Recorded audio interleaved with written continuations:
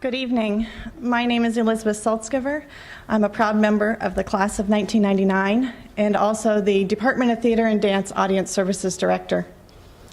It is my distinct pleasure to announce that Tyler TerMeer, alumnus from the class of 2005, as one of the recipients of the 2013 Young Alumni Award for Leadership and Citizenship. This award serves to recognize leaders among Otterbein's alumni community, and as you can read in the program, Tyler has an incredible passion and commitment to his profession and truly does lead a life of purpose, serving the common good. I have known Tyler since his first day of classes on the Otterbein campus and have since been honored to consider him my friend. The faculty and staff of the Department of Theater and Dance knew Tyler was special very early in his time at Otterbein. His maturity and his work ethic surpassed those of most upperclassmen. He volunteered for many projects, following through on all of them, without exception, with an enthusiasm and vigor that was sure to take him far in his chosen career.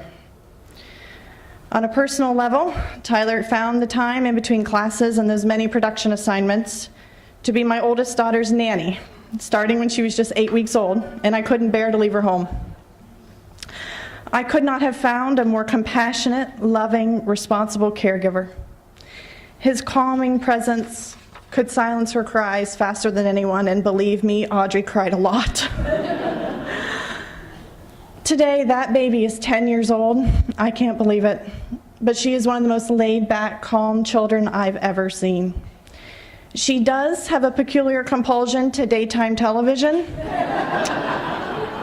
but I like to think that those early months of gentle care and attention created a foundation for a life full of love and concern for others. Tyler's strength and resolve was severely tested at Otterbein when he learned that he was HIV positive.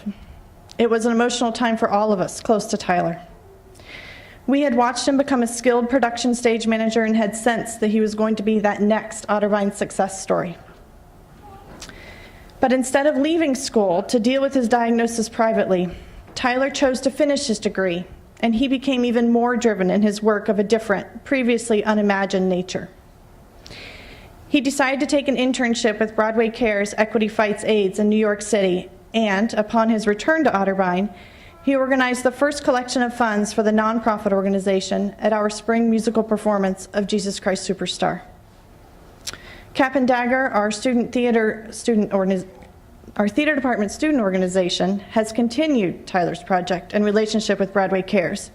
And I'm so proud to tell you that as of today, we have contributed almost $20,000 to Broadway Cares Equity Fights AIDS since 2005.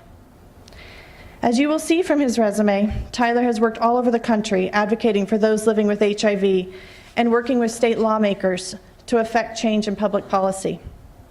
He is currently the director of the Ohio AIDS Coalition in Columbus and recently completed his 5th AIDS Life Cycle Charity Ride, a 600-mile bike ride along the coast of California.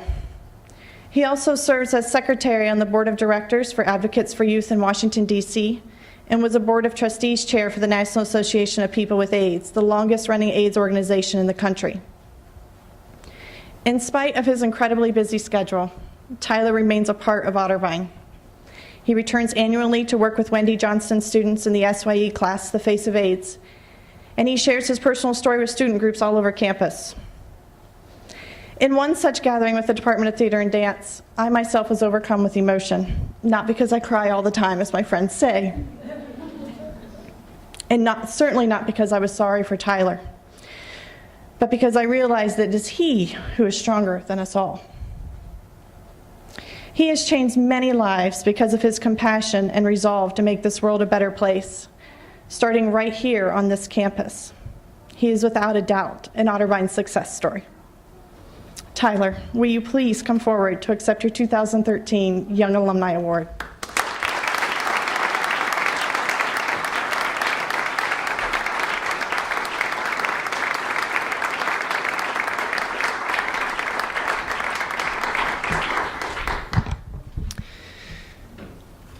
So speaking at Otterbein is always an emotional experience for me, even though I do speak all over the country these days.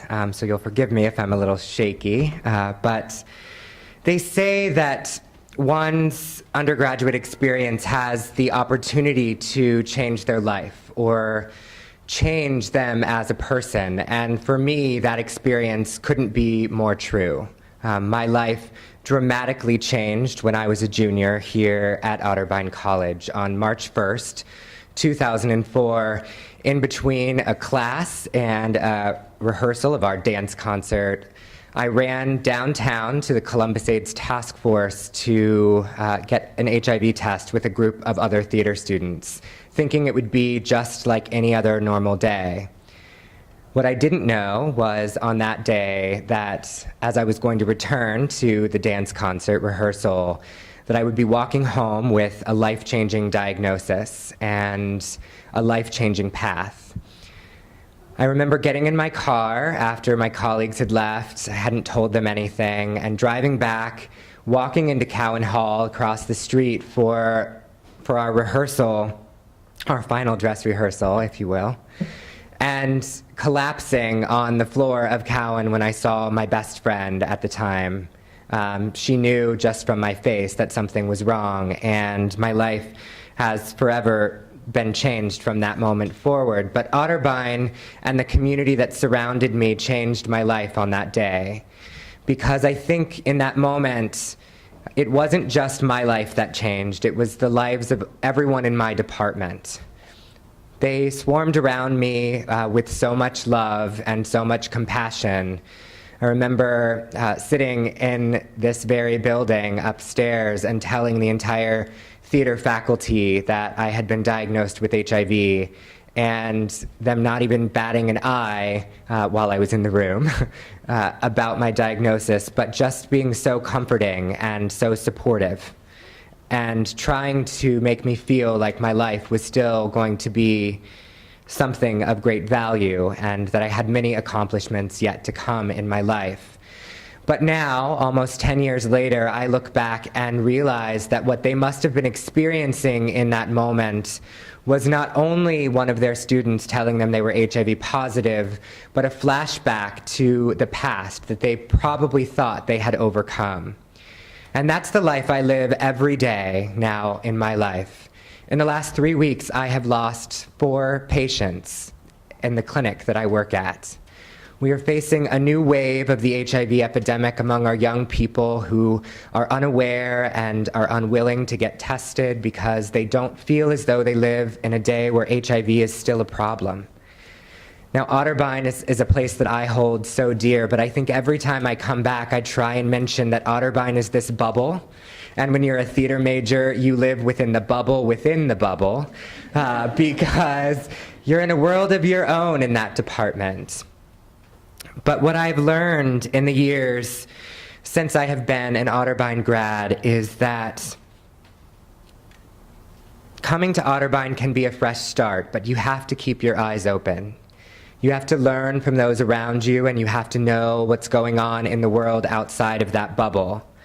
For me, that bubble burst on March 1st, 2004, and my life has never been the same.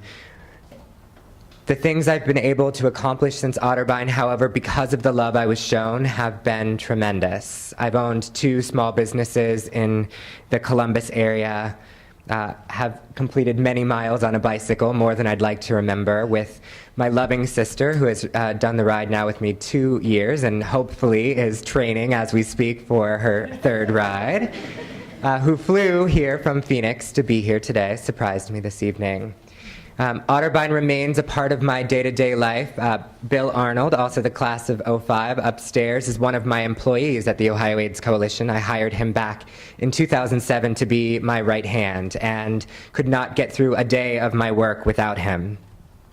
My mother, sitting in the audience, also an Otterbein grad, is the rock in my world and has been my whole life, but more so since the day I was diagnosed.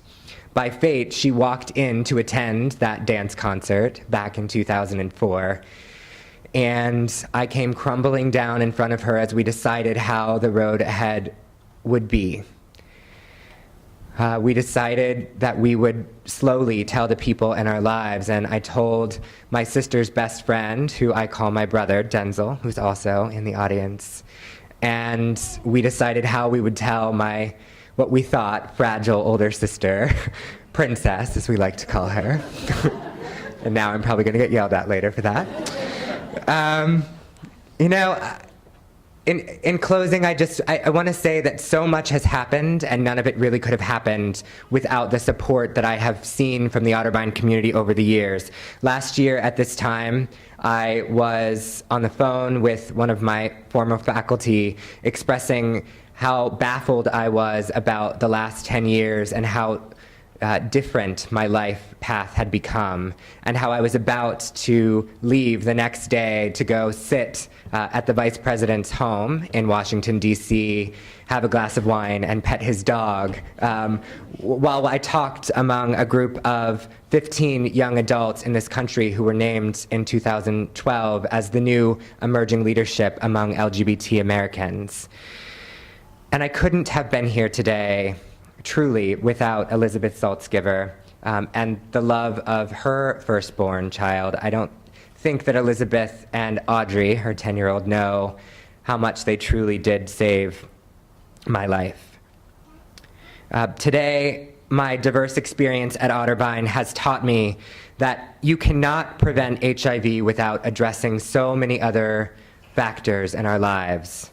You cannot prevent HIV without addressing poverty. You cannot address HIV without addressing homophobia.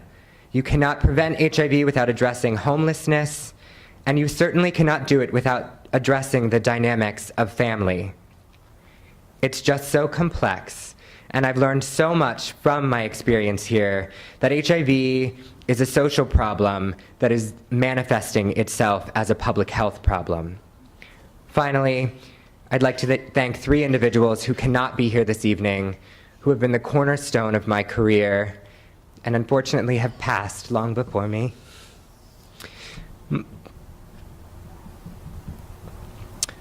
Michael McDonald, who has been an amazing,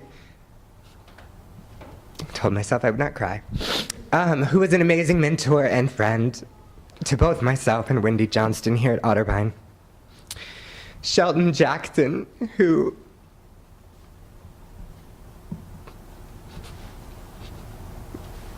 at the age of 25 passed away and was the one who truly taught me that my voice and my story could be a vehicle for social change in this life.